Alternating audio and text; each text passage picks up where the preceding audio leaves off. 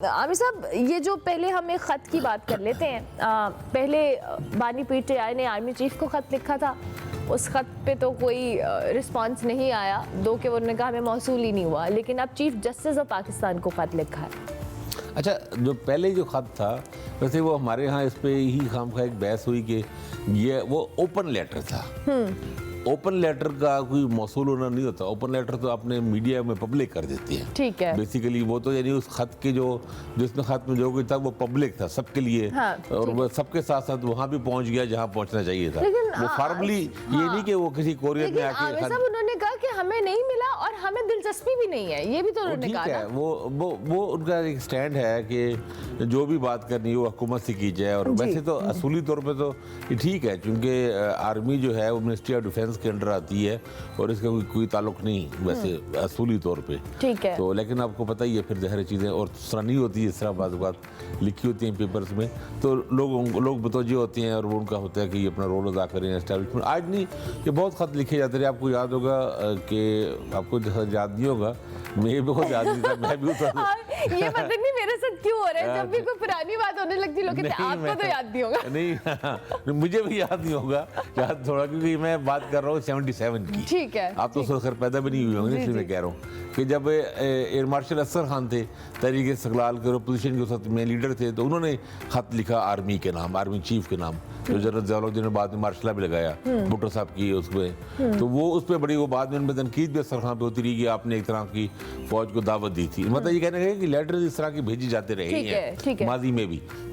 तो खैर, लेकिन ये चीफ जस्टिस साहब का इसलिए इम्पोर्टेंट है, ये तो बाकायदा खाता है और उनको मिल भी गया। और उन्होंने असल में देखे ना, ये पाकिस्तान में एक पिछले 20 सालों से कम खासतौर पे चीफ जस्टिस जो इफ्तिखार चौधरी थे जनाब मुशर्रफ के दौर में, उनके वक्त से 100 मोटर के बहुत लफ्ज़ मशहूर हो गया ना, आज खुद नोटिस लेना। ये आर्टिकल आइन की आर्टिकल 184(3) के तहत होता है 100 मोटर। अब ये जो 26वीं तरमीम है इसमें 100 मोटर का इख्तियार चीफ जस्टिस से ले लिया गया। अब ये इख्तियार दे दिया गया कॉन्स्टिट्यूशनल कोर्ट को, उसका जो वो बेंच है, कॉन्स्टिट्यूशनल कोर्ट नहीं, कॉन्स्टिट्यूशनल बेंच है बेसिकली, तो वो जो आईनी बेंच है। अब वो आईनी बेंच ने ही 100 मोटर को जो लेना, तो चीफ जस्टिस साहब ने, चीफ जस्टिस ऑफ पाकिस्तान जो है या अफरीदी साहब, उन्होंने खत वहाँ भिजवा दी है। अब वो आईनी बेंच उसके साथ जो सलूक करेगा वो करेगा। लेकिन क्या सलूक करेगा आमिर साहब, क्या लगता है क्या सलूक होगा उसका? ये होगा कि 100 मोटर नहीं लेगी, क्योंकि वो अभी तक तो ऐसा लग रहा है कि वो 100 मोटर कुछ नहीं लेना चाह रहे और अपने काम से काम रखना चाह रहे हैं। और अपोजिशन को तो काफ़ी सारे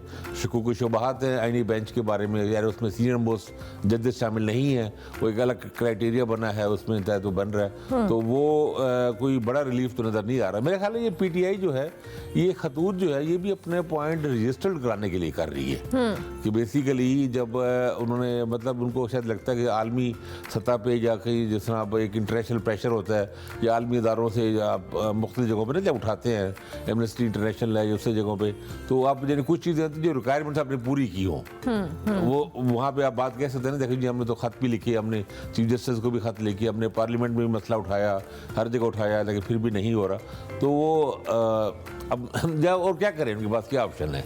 देखिए ना, अपोजिशन के पास ऑप्शन क्या? अच्छा, अब आपने खुद ही की बात के ऑप्शन क्या, अब जो ऑप्शंस थी वो भी हमारे सामने थी और उन पे बात हुई। ऐसा नहीं है कि मुज़ाकरात एक, मुझे लगता है जमहूरी सिस्टम के अंदर मुज़ाकरात एक ऑप्शन, बहुत बेहतरीन ऑप्शन होती है, लेकिन उस पर भी नहीं आए। चाहे आप हुकूमत को कह लें या तहरीक इंसाफ एंड टाइम पे बैकआउट कर गई। चले हुकूमत की तरफ से फ्लॉस थे, लेकिन बैकआउट तो असल में हमारी जो सिचुएशन है वो है ऐसी कि उसका कोई वे आउट है नहीं।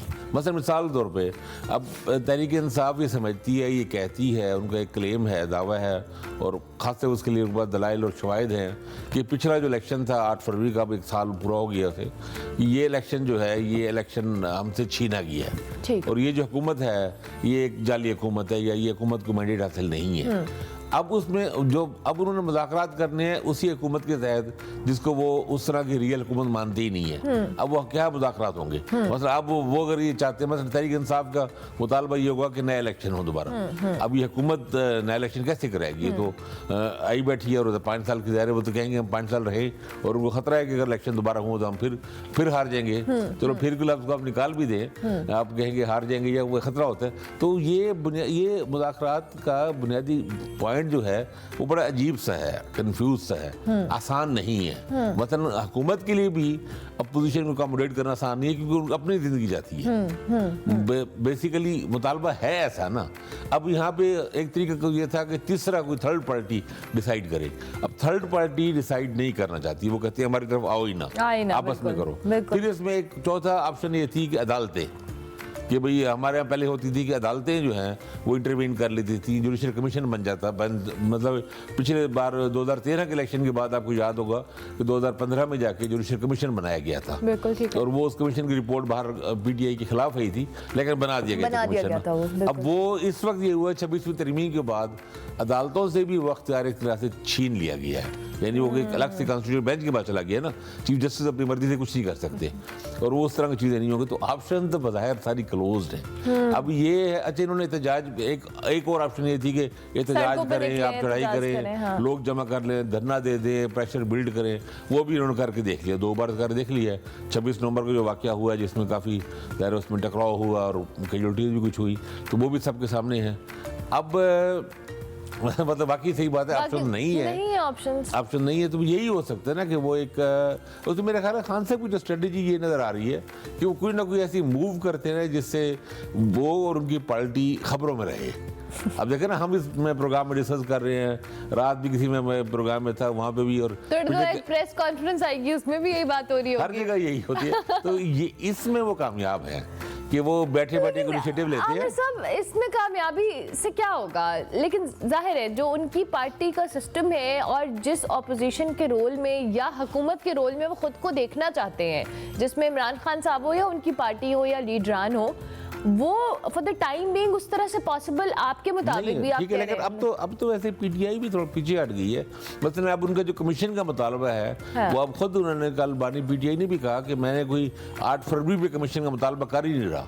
अच्छा, यानी इलेक्शन पे तो मुतालबा नहीं है उनका, 9 मई पे है या फिर 26 नवंबर पे है। तो वो भी अपने उससे तो कुछ पीछे हट गए हैं, लेकिन वो ये चाहते हैं कि हमारे कोई आसानी पैदा हो और हमारे जो केसेस हैं वो केसेस कम हो, ख़त्म हो। जो प्रिजनर्स हैं जो जेलों में पड़े हैं लोग, उनके और 1.5 साल से पड़े हैं, खुद बानी पीटीआई भी 5 अगस्त से तो खुद अरेस्ट है, 1.5 साल तो उनको हो गया है। और कुछ लोग उनके, काफ़ी सारे लोग, डॉक्टर जासमीन राशिद द्वारा, इजाज चौधरी वगैरह, ये तो 9 मई के बाद से गलबन 10 या 11 मई को गिरफ्तार हुए हैं। उनको तकरीबन 2 साल होने वाले हैं। तो इनका ये, इनकी ख्वाहिश है कि हमारे लिए बहुत आसानी पैदा हो ना, वहाँ पे लोगों का मतलब केसेस खत्म हो जाए, उनमें जमानतें हों, बेल्स पे हों, ताकि उनके लिए आसानी पैदा हो।